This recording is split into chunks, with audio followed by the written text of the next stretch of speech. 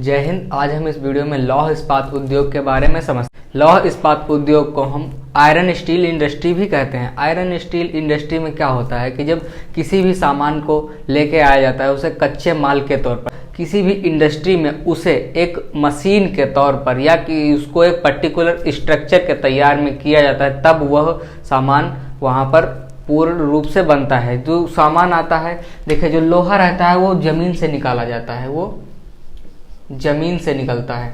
जब जमीन से लोहा निकलता है तो एक कच्चे माल के रूप में निकलता है। यहाँ पर इसके अयस्क निकलते हैं, इनको यहाँ पर शुद्ध किया जाता है रिफाइनरी में ले जाकर। जब हम रिफाइनरी में ले जाकर इसको शुद्ध करते हैं और यहाँ से हम कच्चा लोहा निकालते हैं, जिसे पिग आयरन भी बोलते हैं। कच्चा लोहा जो निकलता है, फिर यहाँ पर इसको इंडस्ट्री में लेके आया जाता है और यहाँ पर इसको मॉडिफाइड किया जाता है और यहीं पर ही इसको अलग अलग डिज़ाइन में बनाया जाता है। तो ये जो लोहा रहता है, जो कच्चा माल रहता है, ये एक रॉ मटेरियल रहता है। रॉ मटेरियल मतलब कि रॉ मटेरियल को हम यूँ कह लें कि इसके जो भी पार्ट रहते हैं वो सब अलग अलग रहते हैं और इनको इंडस्ट्री में ला कर असेंबल किया जाता है, उसको जोड़ा जाता है। जैसे अगर हम पंखे का उदाहरण ले लें तो यहाँ पर पंखे का जितना भी सामान रहता है, जब तक वह सामान असेंबल नहीं रहेगा, एक डिज़ाइन पर्टिकुलर डिज़ाइन में नहीं रहेगा, तब तक वो कच्चे माल के तौर पर ही काउंट होगा। उसे कच्चा माल ही बोलेंगे, रॉ मटेरियल ही बोलेंगे। तो जो उसका रॉ मटेरियल रहता है वो सब अलग अलग फॉर्म में रहता है, उसके जितने भी पार्ट रहते हैं वो सभी अलग अलग रहते हैं। लोहे का उपयोग बहुत जगह पर किया जाता है, लाइक मशीन बनाने में हम इसका उपयोग करते हैं और घर बनाने में भी इसका उपयोग करते हैं, क्योंकि जो सरिया बने रहते हैं, जितने भी रॉड बने रहते हैं वो सब लोहे के ही बने रहते हैं, स्टील के ही बने रहते हैं। तो यहाँ पर हम इसका बहुत सी हर एक इंडस्ट्री में यूँ कह ले कि ऐसा कोई काम नहीं है, ऐसा कोई डिज़ाइन नहीं जिसमें लोहे का उपयोग ना किया जाए। तो लोहा जो रहता है वो हर एक जगह पे उपयोग किया जाता है। अगर हम एक दरवाज़ा भी ले लें, दरवाज़ा लकड़ी का बना रहता है, लेकिन जो उसमें जो उसके एक्सेसरीज रहते हैं, उसके जो हैंडल रहता है वो भी लोहे का रहता है, नट बोल्ट रहता है वो भी लोहे का रहता है, यहाँ तक कि जो उसका कब्जा रहता है, जो खोलने और बंद करने का काम रहता है वो भी लोहे का ही रहता है। तो यहाँ पर जो लोहा है वो बहुत ही महत्वपूर्ण रोल प्ले करता है अपने हर एक फील्ड में। तो जो लोहा है हमें नेचर द्वारा मिलता है, नेचर द्वारा हमें कहाँ से, जमीन से मिलता है। जमीन से इसका खदान करके लोहे को निकाला जाता है। जब लोहे को निकाला जाता है तो उसे फैक्ट्री में लेके जाया जाता है, रिफाइन किया जाता है और उसके बाद इसे इंडस्ट्रीज में भेज दिया जाता है एक अलग अलग डिज़ाइन देने के लिए। जिस चीज़ का डिज़ाइन हमें करना होता है हम उसे उस सांचे में ढालकर उसको हम उस शेप में ले जाकर बना देते हैं और वहाँ पर हम उसको अलग अलग पार्ट में बनाते हैं। जब अलग अलग पार्ट बने रहते हैं फिर हम ले आके उसको असेंबल कर देते हैं एक में, तब हमें वो पूरी पर्टिकुलर मशीन प्राप्त हो जाती है। उसे हम एक मशीन की तरह हम उसे बना लेते हैं।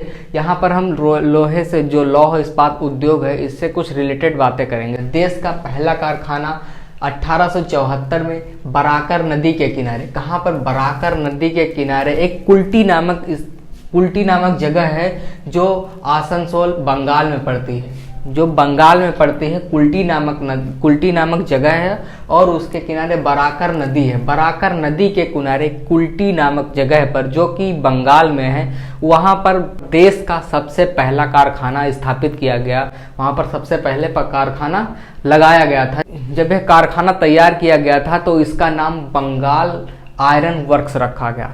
इसका नाम B for Bengal, I for iron, W for works, Bengal iron works रखा गया। जब बंगाल की है तो हम बंगाल ही नहीं रखेंगे ना, यहाँ पर हम पाकिस्तान थोड़ी रख देंगे या अफगानिस्तान थोड़ी रख देंगे, नेपाल थोड़ी रख देंगे। जब बंगाल में है तो इसको बंगाल ही रखेंगे। तो बंगाल आयरन वर्क हो गया।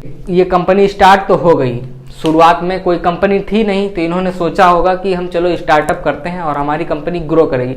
देखिए, जब किसी भी कंपनी की कोई भी काम स्टार्ट किया जाता है, हम कंपनी की बात नहीं भी कर रहे हैं, यहाँ पर कोई भी काम स्टार्ट किया जाता है तो उसके दो चांस रहते हैं। जैसे आप अगर सिक्कों को उछालते हैं तो या तो उसमें हेड आता है या तो टेल आता है। यहाँ पर भी वही होता है।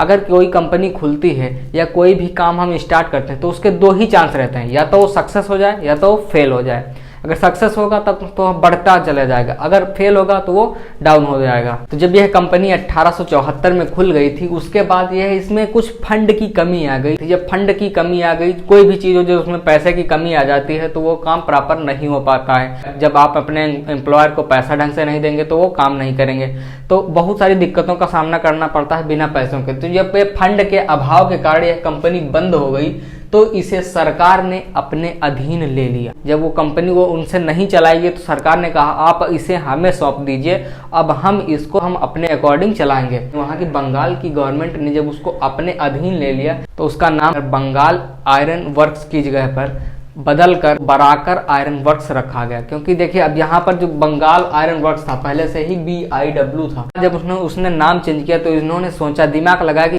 कि इसकी लोकेशन क्या है और किस हिसाब से कंपनी चल रही थी। ये सब देखकर उन्होंने देखा कि बराकर नदी के किनारे है और जो B है वो बराकर से मैच करता है, ये B बराकर से मैच करता है और B फॉर बंगाल से भी मैच करता है। तो इन्होंने उसका नाम बदलकर बंगाल आयरन वर्क्स की जगह पर उसका नाम बदलकर बराकर आयरन वर्क्स रखा गया। तो यहाँ पर उसका इस प्रकार से नाम बदल दिया गया। वो कंपनी फंड के अभाव के कारण बंद हो गई थी या फंड की कमी हो गई थी। देश में सबसे बड़े पैमाने का कारखाना 1907 ईस्वी में 1907 में बिहार में, कहाँ, बिहार, ये जगह का नाम है। 1907 में बिहार में स्वर्णरेखा नदी की घाटी में, स्वर्णरेखा नदी की घाटी में साकची नामक एक स्थान है जहां पर किसने, जमशेद जी टाटा ने स्वर्णरेखा नदी की घाटी के किनारे साकची नामक स्थान पर जमशेद जी टाटा जी के द्वारा स्थापित किया गया सबसे बड़े पैमाने का कारखाना था। यहाँ पर हम छोटे कारखानों की बात नहीं कर रहे हैं, यहाँ पर बहुत बड़ा कारखाना रॉ मटेरियल को लाके बहुत बड़े तौर पर हम इसे मशीनरी में कन्वर्ट करिए। कारखाने में ये बहुत बड़ा कारखाना था, यहाँ पर बहुत सारे वर्क किए जाते हैं। तो सबसे बड़े पैमाने का कारखाना 1907 में किसके द्वारा, जमशेद जी टाटा जी के द्वारा, जमशेद जी टाटा जी के द्वारा बिहार में स्वर्णरेखा नदी की घाटी में साकची नामक एक स्थान है, वहीं पर इसको स्थापित किया गया। टाटा कंपनी बहुत बड़ी कंपनी है। टाटा कंपनी एक सुई से लेकर एरोप्लेन तक बनाती है। इसमें बहुत सारे एम्प्लॉय वर्क करते हैं। जितना अदर कंपनीज कमाती हैं वो इतना दान दे देती है। अपनी कमाई का 60 से 65% हिस्सा, 60 to 65% हिस्सा ये दान में दे देती है, ये दान कर देती है। तो ये बहुत बड़ी कंपनी है जो जमशेद जी टाटा जी के द्वारा स्थापित की गई थी बिहार में 1907 में।